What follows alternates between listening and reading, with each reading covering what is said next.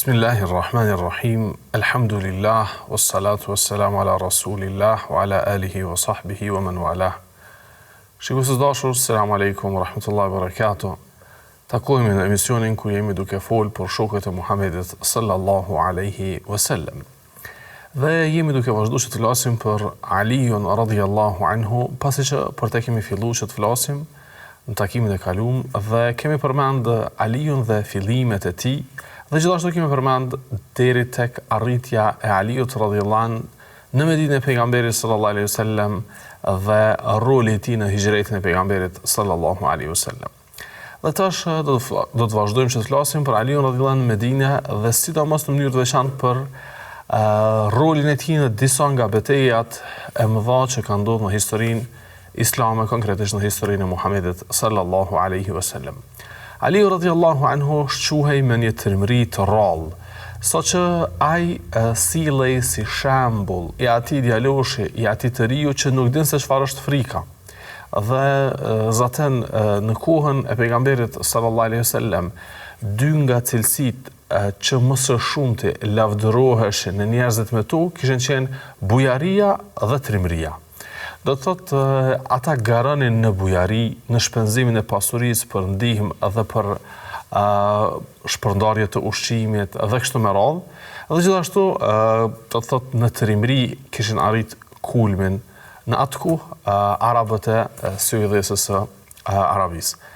Aliu radhiyallahu anhu kur erdhi në Medinë, pejgamberi sallallahu alaihi wasallam fillimisht nuk pat dëshirë që të ballafaqohej me askënd, as në betejë dhe as në një formë tjetër, por derisa ndërtoi themelet e një shoqërie të shëndosh, duke filluar nga ndërtimi i xhamisë, pastaj nga vëllëzëria ose vëllazërimi që bëri mes muhaxhirinëve dhe ansarëve, por kur ju ngushtu rrethi Muhamedit sallallahu alaihi wasallam, atëherë Allah azza wa jall e lejoi që ai të mbrohet.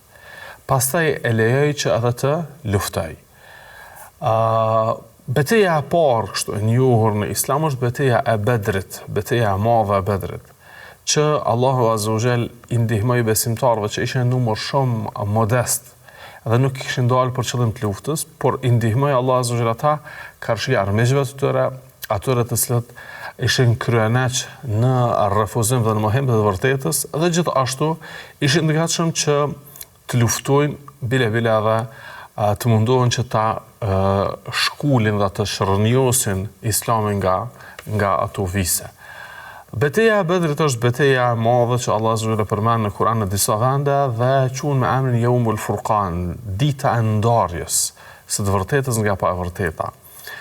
Ajo betejë është betejë modeste sa i përket numrit që kanë marrë pjesë atë, sepse muslimanët ishin në numër shumë i vogël, 313-15 persona, ndërsa Mekkasit ishin rreth 1000 personave dhe nuk ka qenë e planifikuar që të jetë betejë, por Allah azza wa jall deshi që të takohen muslimanët me mushrikinët e Mekës, do të ndodhë betejë e madhe e Bedrit, ku fitoren që e arritën muslimanët do t'ja shohin pastaj me vite të tëra atë përfitimin e asaj fitoreje dhe do të shohin gjurmët e saj deri në fund të jetës së Muhamedit sallallahu alaihi wasallam. Por ne jemi duke shikuar këtë betejë vetëm nga këndi i Aliut radhiyallahu anhu, pasi që betejë ka mundësi që të trajtohet më gjerësisht dhe të shikohet urtësitë e saj, dhe shikohen mësimet e nxjerrura nga ajo, e jo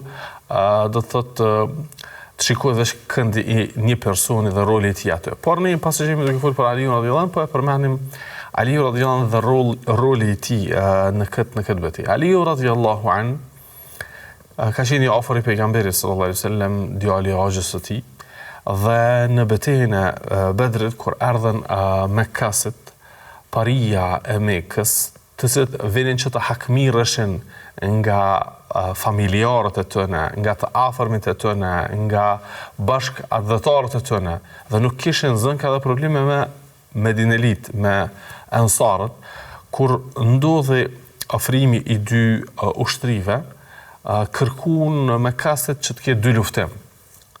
e që ka qenë tradite asoj kohe dy luftimi, që të dalin trimat më të mëdha të dy anëve dhe të ballafaqohen me një dy luftim para se të fillojë lufta dhe betejë. Dolën disa djelimusha të ri nga ansarët, nga banorët e Medinës.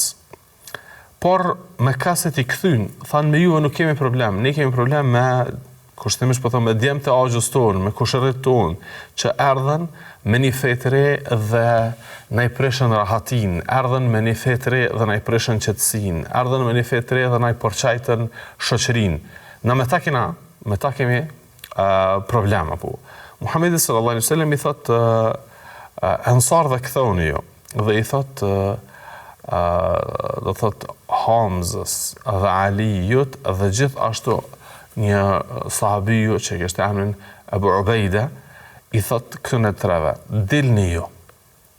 Këta tre kishin qenë nga Mekkasit, bile nga fisi i pejgamberit sallallahu alaihi wasallam, nga Abdul Muttalib, do të thonë, gjyshi i pejgamberit sallallahu alaihi wasallam, pasi që axha i tij dhe djali i axhës së tij ishin përfaqësuesit më të mirë të Muhamedit sallallahu alaihi wasallam në këtë betejë dhe i dolën aty në përballë tre nga më të mëdhajt e Mekkës, Utba dhe Shejba dhe Rabia, e që ndodhi një ballafaqim e që deshi Allah azza wa jall muslimanët në këtë rast Hamza dhe Aliu radhiyallahu anhu fitojnë pa pas asnjë plagë, ndërsa Abu Ubejdia të plagoset gjatë dy luftimit. Dhe pastaj filloi betejë e madhe e Bedrit.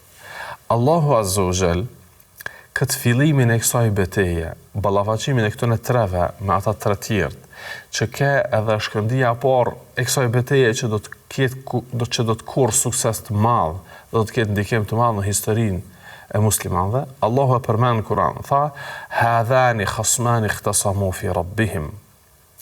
Këto dy grupe që janë duke u ballafaqu me këta tre përfaqësues nuk e kanë problemin për tokë, e as e kanë problemin për gjuhë, e as e kanë problemin për prejardhje, e as për pasuri. Ikhtasamu fi rabbihim, problemi tëne, hasmëria tëne është për hir të Allahut.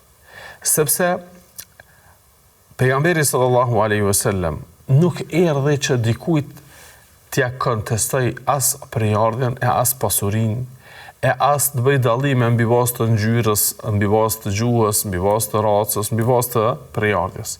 Por Muhamedi sallallahu alaihi wasallam erdhi që njerëzit t'i thrasë për tek Allahu dhe t'i braktisin ata adhurimet e kota, adhurimin e djallit, në çfarëdo forme që adhurohet ai, apo përmes idhujve, skulpturave apo përmes diçkafe tjetër.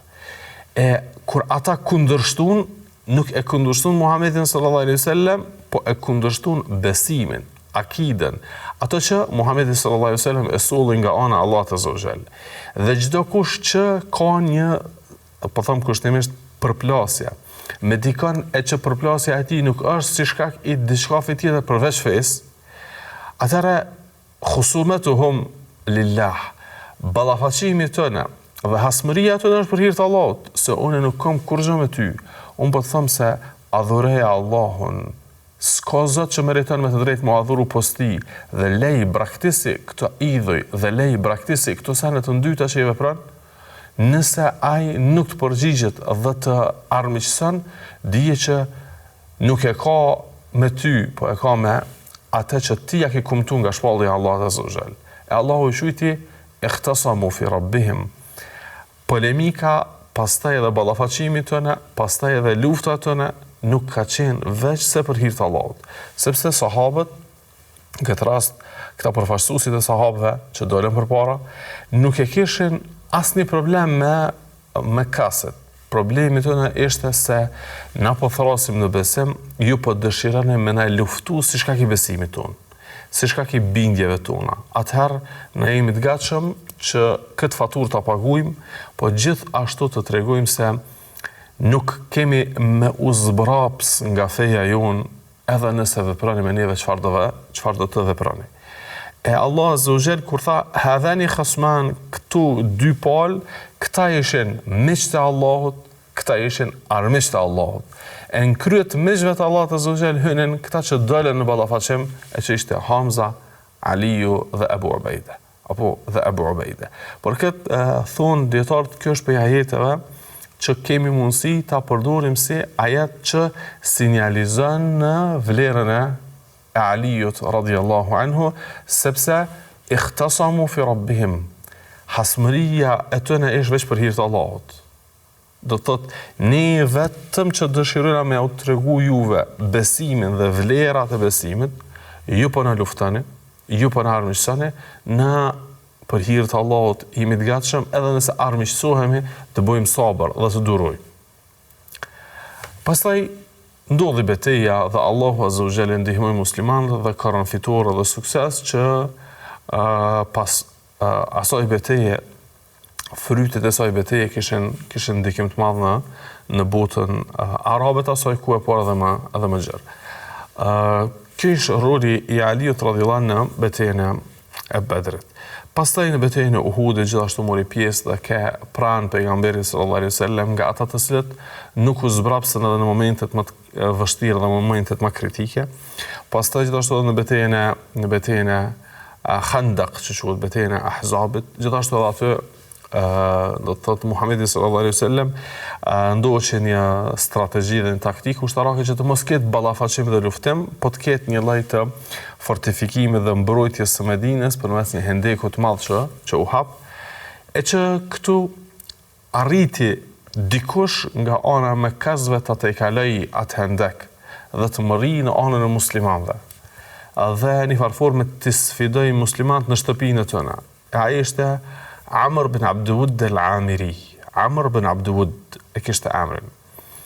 Kishte një njeri që shquhej në atë kohë me trimërinë e tij të rrallë dhe me fuqinë e tij, do të thotë, po them kështu kushtimisht, do të thotë jashtëzakonshme në ballafaqime dhe në dy luftime. Saqë ai doli dhe thuri një poezi dhe tha: kush është ai që, kuptimi i asaj poezie, kush është ai që dëshiron ta testoj veten dhe dëshiron që ta qes në pa se sa është trem dhe sa është frikacak, le të del para meje. Dhe sahabët e pejgamberit sallallahu alaihi wasallam hashtën, asnjëri nuk doli. Sidomos kur e kuptuan që është Amr bin Abdud al-Amiri, pasi që ka qenë trem i dëshmuar dhe nuk ka pas në historinë e tij të gjatë asnjëherë disfat dhe humbje në dy lufte. Dhe ka qenë gjithashtu i veshur me ato parzmorët dhe ato mburojat e asaj kohe, saqë shquhej ai me atë veshjen e tij ushtarake më të mirë, më të fortifikuar në atë kohë. Kur po thur poezi dhe nuk po ka përgjigje, një farforme u ngazlu edhe më shumë Amr ibn Abdud dhe filloi që thotë, unë kam menduar që Muhamedi alayhi salatu wasallam ka rreth vete burra, po nuk pas ka asnjë të tillë. Këto momente thot Ali radhiyallahu anhu, ja Rasulullah, më lejo që dalun në ballafaqim me këtë njeri. Pejgamberi sallallahu alaihi wasallam sipas transmetimit i thot: jo o Ali, ulo, qetësohu, sepse ky është Amri. Është trim i jashtëzakonshëm dhe i aftë në dy luftim që është e dëshmuar, mos del, mos rreziko. Ulët Ali radhiyallahu anhu. Pas pak ai prap thot helmi mubariz, a ka dikush që del në dy luftim. Gjithashtu Ali radhiyallahu anhu insiston, ja Rasulullah, lem të daluna, thot jo, rrite i qetë. Pas pak ai e thurr një poezi më ofenduese ndaj muslimanëve dhe Ali radhiyallahu anhu një farforme kësen nga veni ti. Thot, ja Rasulullah, më lejo që të dalë në ballafaqim.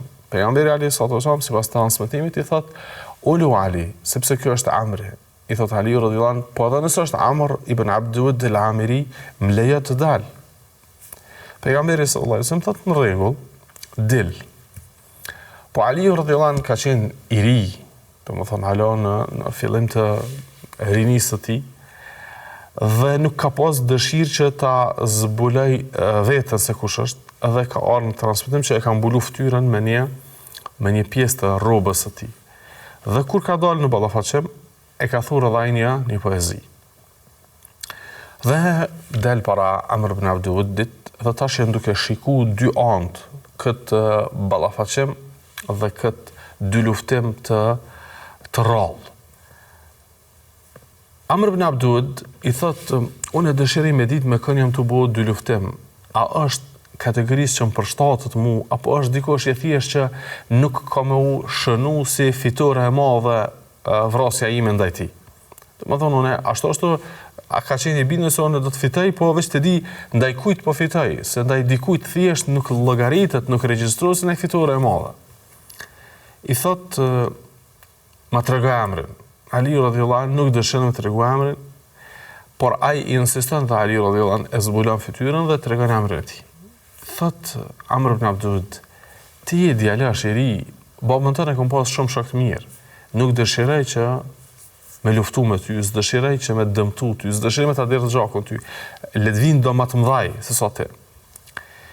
Ali radhiyallahu anhu thot, por unë dëshiroj që me luftu.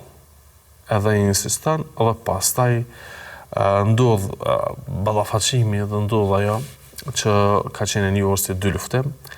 Dhe jo një dy luftim i zakonshëm, po një dy luftim i rrallë, një dy luftim sikurse mes dy luajve të fuqishëm apo.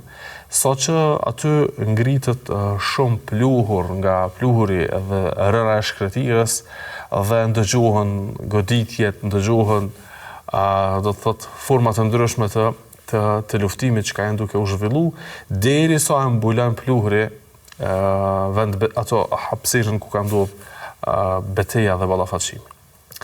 Në krye me pejgamberin sallallahu alaihi wasallam, krejt sahabët janë duke prit lajmin se çka është duke ndodhur, edhe me një frikë të madhe për Aliun radhiyallahu anhu.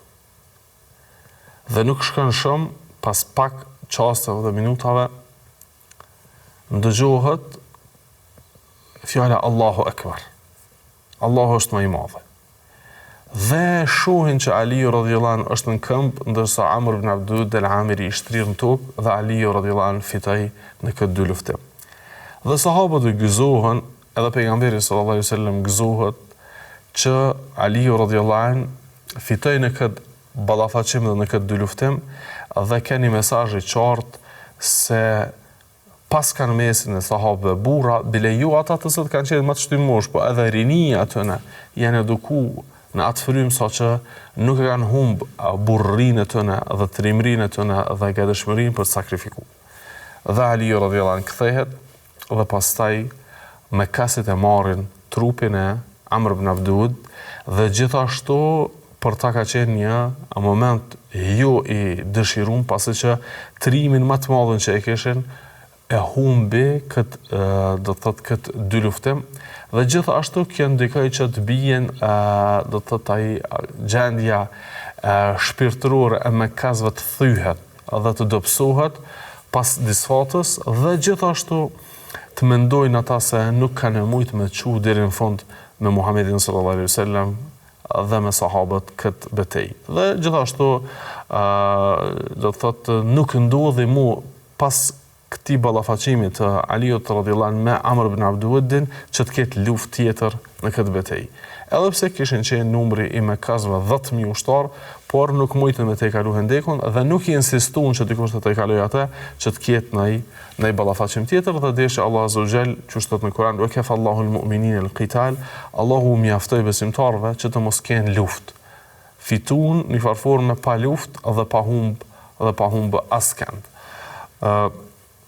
Thuaj se do të thotë rolin kryesor në këtë betejë kesh ose në këtë luftë kesh Aliu radhiyallahu anhu dhe fitoria e tij ndaj Amr ibn Abdud al-Amiri. Gjithashtu në betejën e Khajberit, Aliu radhiyallahu anhu e mori atë kurorën që pejgamberi sallallahu alaihi wasallam i tha se do t'ja jap flamurin dhe udhëheqin dikujt që Allahu e don atë dhe pejgamberi e don atë dhe ai e don Allahun dhe pejgamberin dhe ju jap atë ditë udhëheqja Aliut radhiyallahu anhu dhe u ballafaqu me një njeri të madh dhe një prijes të fisit, domethënë të banorëve të Khajberit, që gjithashtu deshte Allah azza wa jalla atë të fitoi Aliu radhiyallahu anhu.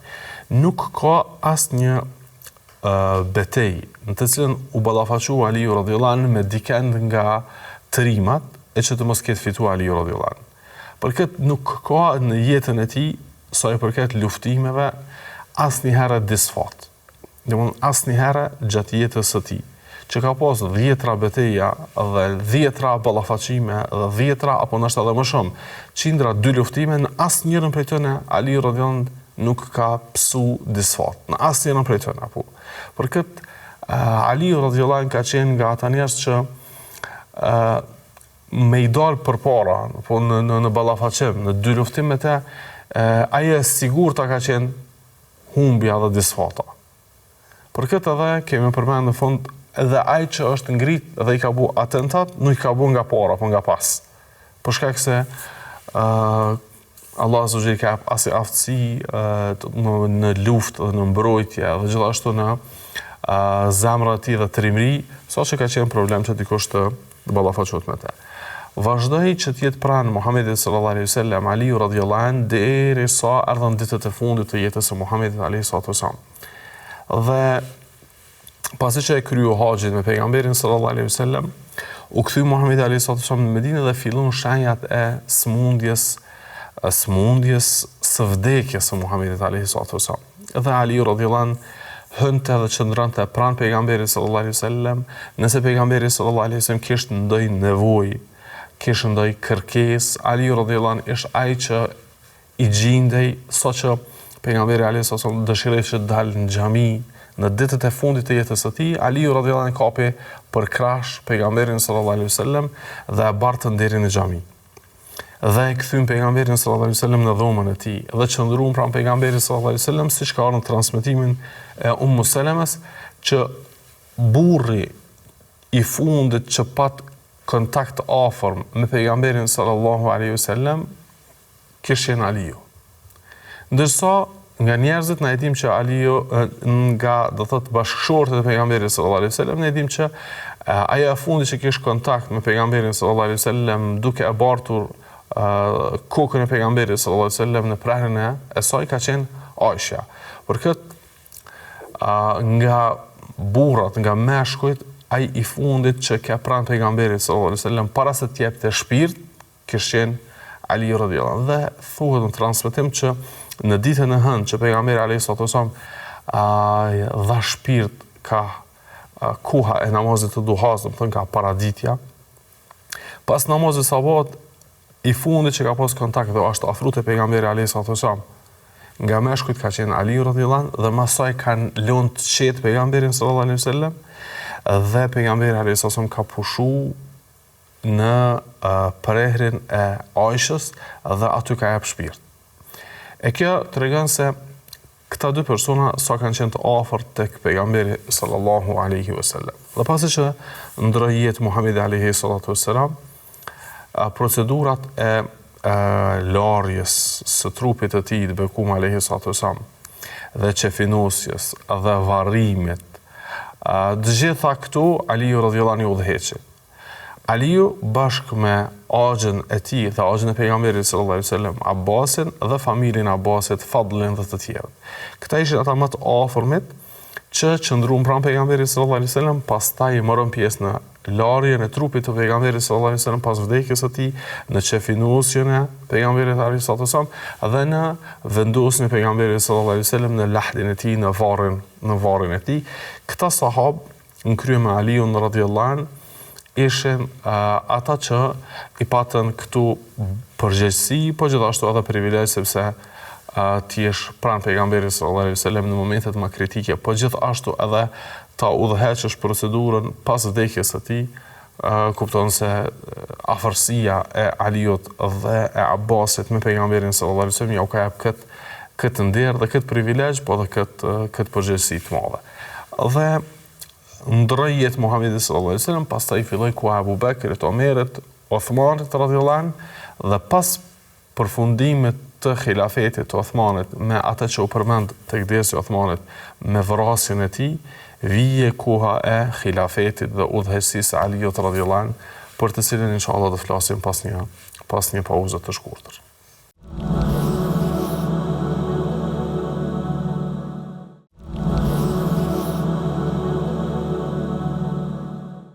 Shikues të dashur, Aliu radhiyallahu an u zgjedh si khalifi muslimanëve, pasi që ata të cilët ishin rebelu ndaj Othmanit radhiyallahu an arritën që ta vrasin Othmanin radhiyallahu an dhe bën një vepër shumë të shëmtuar dhe një punë të jetë të keqe.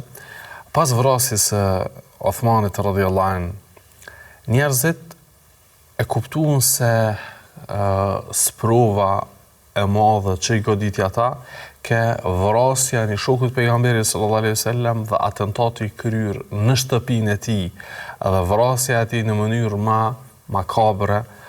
Pastaj sahabët e kuptuan se kjo çështje duhet që të zgjidhet përmes një udhëheqësi, e jo secilit mundohet që të marrë hak dhe ta mbrojë të drejtën e khalifës së vrarë Othmanit radhiyallahu an. Dhe u drejtuan Talha dhe Zubejri dhe të tjerët nga sahabët tek shtëpia e Aliut radhiyallahu an dhe i thanë: o Ali, ti je më meritori që të bëhesh khalifi muslimanëve, udhëheqësi muslimanëve. Aliu radhiyallahu an fillimisht hezitoi dhe i tha Talhës apo dhe Zubejrit që ju jeni shok të pejgamberit sallallahu alaihi wasallam, ju merreni këtë udhëheqësi sepse dinte që në këto rrethana të jashtëzakonshme dhe në këto kohë fitnesh, ai që ka më marrë udhëheqësinë ka më ballafaqu direkt me probleme, nuk ka më pas një farforme ditë të rahatshme. Por ata insistuan dhe i thanë: nuk kanë mesin tonë më të mirë se sa te, më ditur se sa te, më të afërt me pejgamberin sallallahu alaihi wasallam në prejardhje se sa te. Por çështja e afërsisë në prejardhje nuk ish element, po ish vlerë. Sepse elementi ke që Aliu radhiyallahu an ka qenë më i dituri dhe më i vlefshmi në mesin e tyre, pasi që shkuan tre para arsit e tij Abu Bekri, Omeri, Othmani radhiyallahu anhum, shkuan tek Allahu azza wa jall dhe në jetën e amshueshme të ahiretit.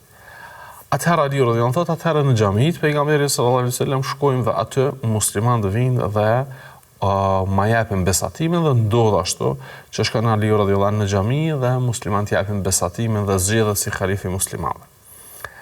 Dhe kjo tregon faktin që Aliu radhiyallahu an nuk ka pas specifik e as nuk ka qenë asnjëherë i emëruar e as sinjalizim për të s'ka pas që të jetë khalife pas Muhamedit alayhis salam apo pas Abu Bekrit dhe Omerit apo edhe të Othmanit. Sepse për zgjedhja e tij ka qenë nga vullneti i lirë i sahabëve duke pa meritin e tij. Ndërsa ata që pretendojnë se Aliu radhiyallahu an ka qenë i emëruar nga ana e pejgamberit si khalife, por që Abu Bekri apo Omeri apo Othmani ja kanë marrë të drejtën e udhëheqësisë atij në mënyrë të padrejtë derisa ka ardhur radha e tij, kjo është një shpifje dhe një gënjeshtër, sepse pejgamberi alayhis salam lere më për Aliun, po as për Abu Bekrin nuk ka përmend në mënyrë decisive, tekstualisht ka thonë që ai ka më qenë khalife i muslimanëve. Po muslimanët do ta zgjedhin më të mirën e tyre dhe muslimanët e zgjedhin në kohën e Abu Bekrit më të mirën, në kohën e Omerit më të mirën, të Othmanit gjithashtu, dhe tash erdhi koha e Aliut radhiyallahu an dhe muslimanët e zgjedhin atë si khalife të tyre. Dhe Aliu radhiyallahu an merr do të thotë përgjegjësitë dhe fillon këtë detyrë të vështirë në kohë të vështirë. Por Aliu radhiyallahu an kur e mori udhëheqësinë, problemet e mbrëmshme ishin ato të cilat mbi sundanin.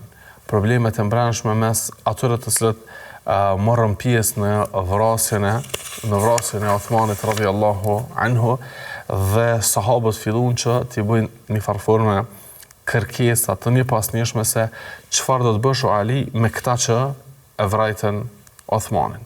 E që numri tëne, ata që ishin rebelu dhe kishin vra Othmanin radhiyallahu an, kishin bërë këtë atentat ndaj tij, u shpërndan që ishin numri tëne rreth 300 ose pak më shumë nga personat.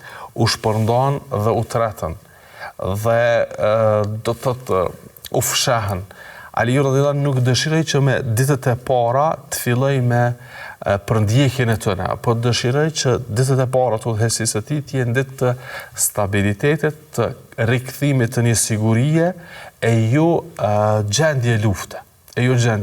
Por disa nga sahabët, duke filluar edhe nga sahabët e mëdhej, Talha, apo Zubejri, apo Aisha, apo Muawija, radhiyallahu anhum, fillon që të insistojnë se duhet mas pari të miremi me luftimin e atyre, e pastaj me stabilitet të mbrëmshëm dhe kështu me radhë.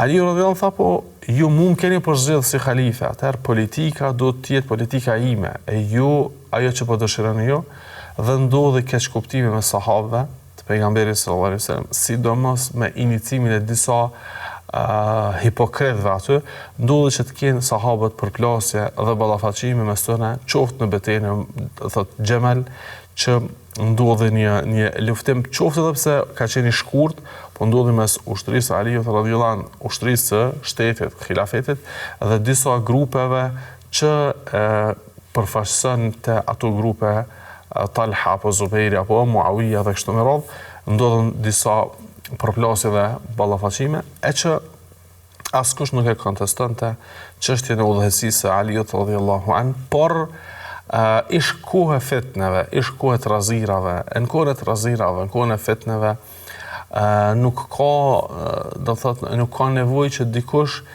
i meqëm të udhëheq këto procese, po njerëzit me ndjeletje janë ata të cilët zakonisht i drejtojnë turmat, edhe nëse dikon një shkëndi dhezët, atëherë fillon me njëherë flaka e fitness, dhe flaka e derdhjes së gjakut dhe luftimeve dhe kështu me radhë. Dhe kjo kishte ndodhur. Dhe mu këtë kishte dëshiruar Aliu radhiyallahu anhu me parandalu, por ka qenë me caktim apo që të ndodhen ato që kanë ndodhur mes Aliut radhiyallahu anhu dhe sahabëve të tjerë, e që Aliu radhiyallahu anhu pasi që i qetësoi problemet e mbrëmshme, apo u ballafaqua me një problem të një natyre tjetër.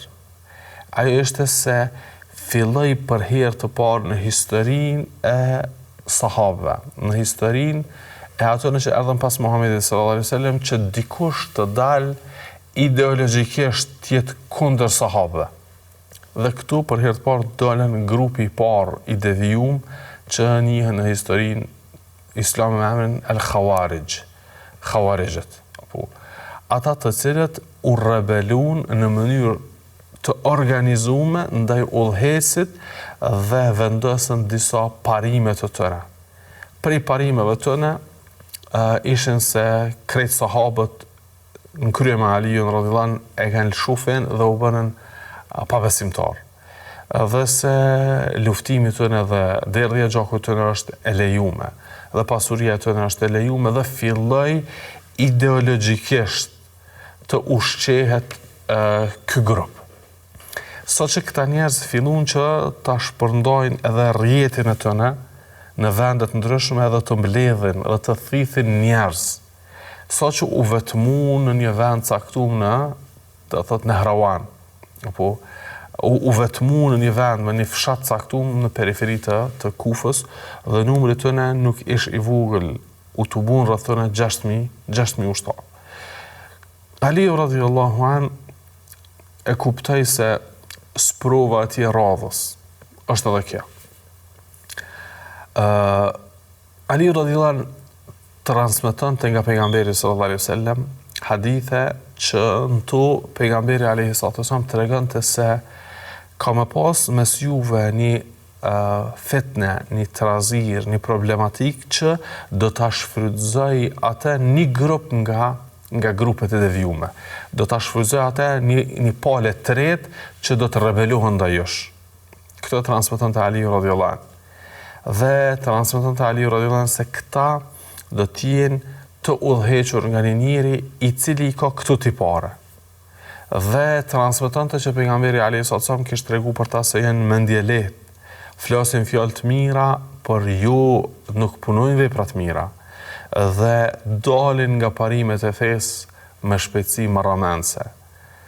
Atëherë Aliu radhiyallahu anhu kuptoi dhe u bind se ata për të cilët pejgamberi alayhi sallam ka thonë se po nëse në kohën tëmë do të thotë në kohën tëmë dalin njerëz me ide të tilla, unë do të kisha luftu kundër tyre. Aliu kuptoi se krejt tiparet e atij grupit devijuar që pejgamberi po thotë i kisha luftuar unë, i plotësojnë këta në Nehrawan, apo këta Khawarij që quheshin edhe Harurije ndryshe.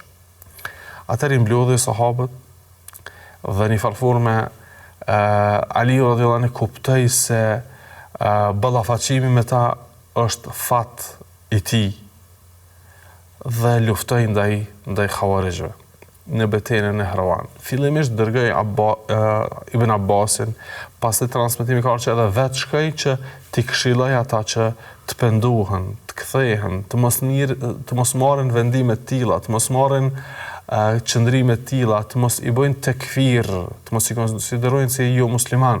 Sahabët e përzgjedhur të pejgamberit sallallahu alaihi wasallam, por ata nuk ndëgjun, apo sipas një transmetimi debati i Ibn Abbasit me ta pat sukses pjesërisht, që disa për të në pendun, po prap me ta një numër i konsiderueshëm i tëne, atëherë Aliu radhiyallahu anhu luftoi ndaj tyre në betejën e Nehrawanit dhe kur sukses, siç përmenda pak më herët, nuk ka pas betejë dhe udhëheci, nuk ka pas betejë dhe ballafaqim që e udhëheqte Aliu radhiyallahu anhu, se kishte kurrur sukses. Por ata vazhdun Khawarijt që të shtoheshin, ideologjia tëne nuk përfundoi me atë luftë dhe me atë ballafaqim, por u bartën disa nga ta në vendet të ndryshme dhe në viset largta, sikurse në Egjipt apo në vende tjera, dhe u rikonstruktun dhe u riorganizun ata me një qëllim tjetër më të keq se sa kjo e para. Sa përket këtij grupi Khawarijve, atyre që rebeluhen dhe dëshirojnë që të derdhin gjakun e muslimanëve me pa të drejtë dhe i nxjerrin muslimanët me pa të drejtë nga feja, i konsiderojnë që janë renegat murtedin, i konsiderojnë që si janë musliman si shkak i një vepre që ata e konsiderojnë se ajo është shkak i daljes nga feja, e që realisht ku ka qenë faji Aliut, apo ku është faji muslimanëve në vepra që ata si kuptojnë që çfarë hukme e kanë, si dinë se çfarë dispozite e kanë. Ky grup, pejgamberi alayhis salam ka treguar që ka me pas vazhdimisht trashëgimtar, ka me pas vazhdimisht pasars. Dhe kjo ka në hadith në vërtet që është në Imam Bukhariu, kur një njeri u ngrit në prezencën e pejgamberit sallallahu alaihi wasallam dhe i tha: "I'dil ya Muhammed", maj drejtësi o Muhammed, gjyka me drejtësi o Muhammed, se ti nuk je duke gjyku me drejtësi. Ky gjykimi jot nuk është në përputhje me dëshirën e Allahut. Pejgamberi alayhis salam i tha: "Laqad khibta wa khasirta in lam a'dil", apo "Laqad khibtu wa khasirtu in lam a'dil". I shkatëruam jam unë, po edhe ti, nëse mendon që unë nuk gjykoj drejt. U ngrit një sahabi, siç ka në transmetim, ka qenë Khalid ibn Walid, ka thënë: "Ja Rasulullah, ky njeri me këtë fjalë e meritoi që të ekzekutohet se e kontestoi drejtësinë tonë." Pejgamberi alayhis salam tha: "Ju lene se ky fal namaz." Tha dhe dijeni se nga lozët e tij do të vinë njerëz, nga lozët e tij është për shemb ideologjike, do të vinë njerëz që kanë bërë shumë ibadete. Keni mi nënvlerësu namazin, agjerimin, leximin e Kur'anit tuaj kur e krahasoni me tëne, por dalin nga feja ata. Dalin nga feja, nga parimet e sakta të saj. E që këta Khawarijt janë lozë ideologjike e këtij njeriu, Dhul Khuwaisira at-Tamimi që kishte emrin, apo Dhul Khuwaisira at-Tamimi. Pastaj vazhduan kohën e Aliut që të kenë një organizim, dhe pastaj pas Aliut radhiyallahu anhu në periudha të ndryshme, sidomos në periudha kur muslimanët kanë probleme të ndryshme të brendshme apo kanë dobësi, në çat kohë paraqiten dhe qëllimi i tyre është më të mirat dhe përfaqësuesit e muslimanëve të luftojnë. I lojnë këtë probleme tjera dhe mirën veç me udhëheqësit e muslimanëve, veç me hoxhallarët dhe me dietarët e muslimanëve. E ky grup ka me vazhdu, po pejgamberi alayhis salam ka treguar që rrugdalja me ta nuk kryen punë, është qëllim, nuk kryen punë debati dhe polemika me ta, sepse ata janë njerëz që ideologjikisht kanë deviju dhe kanë një vetpëlqim dhe kanë një vetbesim, atëherë rrugdalja me ta nuk është me debate dhe me polemika, sepse nuk kryen punë debate dhe polemika me ta. E Aliu radhiyallahu anhu kish kuptuar se s'ka rrugë dalje me ta, ndryshe veç se ti luftoj dhe i kish luftu në betejën e Nehrawanit, por siç e përmenda, ata u shpërndan në vende të ndryshme dhe u riorganizuan dhe kishin synim që të shkojnë dhe të bëjnë një atentat ndaj Aliut radhiyallahu anhu, ndaj Muawiyes radhiyallahu anhu, ndaj Amr bin Asit dhe sahabëve të mëdhej dhe udhëheqësve të mëdhej të muslimanëve. Dhe u morën vesh për një datë caktuar që të shkojnë tek Aliu, pastaj Muawiya, pastaj tek Amr bin Asi, por desha Allah azza wa jall që dështuan në atentatin e tyre ndaj Muawiyes, dështuan në atentatin e tyre ndaj Amr bin Asit, sepse Amr bin Asi s'kish dalë atë ditë imam i muslimanëve në xhami, edhe vrajtën dikën tjetër. Ndërsa Muawiya radhiyallahu anhu nuk arritën që të bëjnë atentat. Dhe shkuan në Kufe dhe u përgatitën që të bëjnë atentat ndaj Aliut radhiyallahu anhu. Ai që udhëheqi këtë ishte Ibn Muljim me kishte emrin, i cili e vëzhgoi situatën derisa e pa që Ali radhiyallahu anhu shkon në namaz sabahut i vetmuar.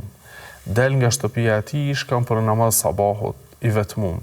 Dhe gjatë rrugës, duke shku për namaz sabahut, thret rrugës dhe i troket dyert e shtëpive të njerëzve e janë çon për namaz sabahut. Do thot, duke shku në xhami, i çan edhe muslimanët rrugës që të vinë në xhami për ta falë namazin e sabahut. Dhe shkon ky i mirë Ibn Muljim dhe i del pas Aliut radhiyallahu anhu, dhe Aliu radhiyallahu anhu nuk e nje, sepse njerëzit ju dalin nga shtëpitë e tyre duke shkuar në xhami. Afrohet pranë tij dhe nga prapa në mënyrë tinzare e godet Aliu radhiyallahu anhu me shpatë në pjesën mes supeve dhe qafës së tij, dhe Aliu radhiyallahu anhu vërtet fuztu wa rabbil Kaaba, fitova pasha Zotin e Ka'bës. Për shkak se ai njeri me abdes, duke shku me fal namazin në xhami, duke i qenë musliman për me fal namazin sabahut, i vije edhe shëhitlëku në këtë rrugë. Edhe thot, fuztu rabbil Kaaba, fitova pasha Zotin e Ka'bës. Pejgamberi sallallahu alaihi wasallam shumë dekada para kësaj ngjarjeje i kishte tregu Aliut radhiyallahu anhu se ka me të vëra dikush edhe ka me të godit mu këto. Kur ka ndodhë kja? Në vitin e dytë, në fillim të hijretit. Afërsisht gati 40 vite para kësaj ngjarje dhe atentatit ndaj Aliut radhiyallahu anhu. Aliu radhiyallahu anhu sa kishte një martum i ri, apo dhëndër i ri, ndodh ajo që ndodh mes çiftit, apo që idhnuhet, të më thonë, me grunë e tij, me Fatimen. Një polemike e shkurt, e që Aliu radhiyallahu anhu thot, po shkon në xhami po rri. Dhe nuk hyn në shtëpinë e tij dhe shkon në xhami të pejgamberit sallallahu alaihi wasallam. Dhe aty e zë xhumi. Pejgamberi alayhi wasallam hyn tek vajza e tij, shkon me vizitu, thotë ku është Aliu? Thotë, ja Rasulullah, ja ktheva një fjalë, kështu po them në mënyrë thjesht, apo ja ktheva fjalën dhe ai u prek edhe dul. Tha pejgamberi alayhi wasallam, po e kqyri pra ku është?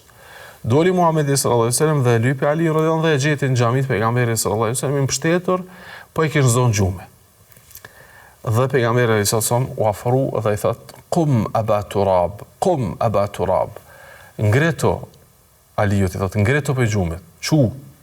Po Aliu radhiyallahu anhu ishte mbështet dhe ju ke shëbut trupi i tina me rër, me zallë të xhamisë, apo e i thot pejgamberi sa çu o baba i dheut. Dhe shkon pejgamberi alayhi wasallam trupin e tij. Dhe Aliu radhiyallahu anhu me një zgjohet dhe ju kryesha pejgamberin sallallahu alaihi wasallam që është duke fshi trupin e tij, e shkon atë dhe atë zallë që është kapur në trupin e tij.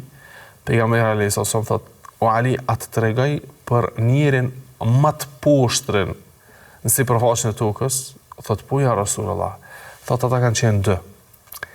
Ai që e ka thërë dhe e ka mbyt devën e Salihut, alayhi salatu wasalam. Populli Thamud i pejgamberit Salih kishin kërkesë tek pejgamberi tëne, që na nëse don me të besu ty, që të gurit madh, apo që një shkamb i madh, shëndrëje në deve dhe ajo devja më njëherë let pjell që na të shojmë qysh pe i gurit del deve dhe pe asoj deve del një deve tjetër, qatë herët besojmë. Allah Azza wa Jalla ja u kishë jep këtë mrekulli dhe argumentat tëne. Pe ati shkombi kishë dal një deve dhe ajo më njëherë kishë dvoglin e saj, me gjithat ata nuk e besun. Po ma e keqe qka, këtë devën që prej shkombi të shëndru në deve kanë shku e kanë therë, e kanë byt. Pejgamberi alayhis salam thot, më i miri, idhim ba'atha ashqaha, që thot Allah në Kur'an, më i miri e tërë është ai që mori hap dhe e theri devën. Këtë mrekulli të madhe e theri. Thot edhe më i miri tjetër që vije pas ti, është ai që ka me të godit ty me shpat këtu dhe mjekrën ka me ta bo gjak. Atëherë Ali rëgën kish mjekër të zezë, ndërsa kur e goditi Ibn Muljim me shpat, Ali rëgën kish mjekër të bardhë. Po aty ku i kish bo pejgamberi me shaj, këtu ka me të godit dhe këtu ka me ta bo komplet gjak, qashtu i ndodhi dhe për këtë tha fuztu wa rabbil Kaaba. Fitova pasha Zotin e Qabës dhe shkoj Aliu radhiyallahu anhu tek Allahu subhanahu wa ta'ala si shahid. Shkoj tek Allahu azza wa jalla si shahid. E që Aliu radhiyallahu anhu ka qenë nga njerëzit më të mirë, nga njerëzit më të bekum, nga njerëzit që gojlja e tij ka qenë vazhdimisht qysh me qenë shërbim të njerëzve, por njerëzit që ideologjikisht janë të devijum, të lajthitun, e që se kuptojnë Kur'anin e as sunetin e pejgamberit sallallahu alaihi wasallam, e që nxitojnë në gjykim dhe nxitojnë në hakmarrjen ndaj muslimanëve, e që ishin këta xhawarisht apo nuk e kuptuan të mirën dhe begatin e të qenërt në udhëheqësinë e Aliut radhiyallahu anhu, por luftuan ndaj tij. Allah azza wa jall ka dëshiruar që të sprovoj sahabët me sprova të tilla që atyne t'ja u mundsej të lëkon dhe t'i ngrit, sepse Omeri, Othmani dhe Aliu gjithë shkuan shehet tek Allahu azza wa jall, po me rëndësi është që asnjëri prej tyre nuk shkoi duke e tradhtu fen te Allah, po shkoi duke qenë besnik në fen e Allahut azza wa jall, e u vran nga dora e tradhtarëve. Ne e dim se nëse ti qëndron aty ku duhet, edhe pse dikujt si pëlqen, edhe dikush dëshiron me të largu, dëshiron me të dëmtu, dëshiron me të luftu si shkak i qëndrimit tënd aty, ti je fitues në çdo rrethon, i gjallë apo i vdekur. Ali radhiyallahu anhu shkoi tek Allah azza wa jall dhe arriti drejtën e shehllëkut nga dora e këtij të poshtri, këtij Ibn Muljim, këtij njeriu, dhe pastaj vije koha që të udhëheq 6 muaj pas tij djali i tij Haseni, pastaj ndodh viti i pajtimit dhe i bashkimit të muslimanëve ku udhëheqja ka lënë tek Muawiya radhiyallahu anhu. Ne me kaq po e përfundojmë jetën dhe jetë përshkrimin e shkurtër të Aliut radhiyallahu anhu, por e kemi edhe një takim ku do të marrim disa këshilla dhe disa fjalë dhe disa udhëzime nga Aliu radhiyallahu anhu që të na shërbejnë neve për kuptimin e saktë të fesë Allahut azza wa jalla. Me kaq e përfundoj, sallallahu alaihi wasallam ala nabiyina Muhammad.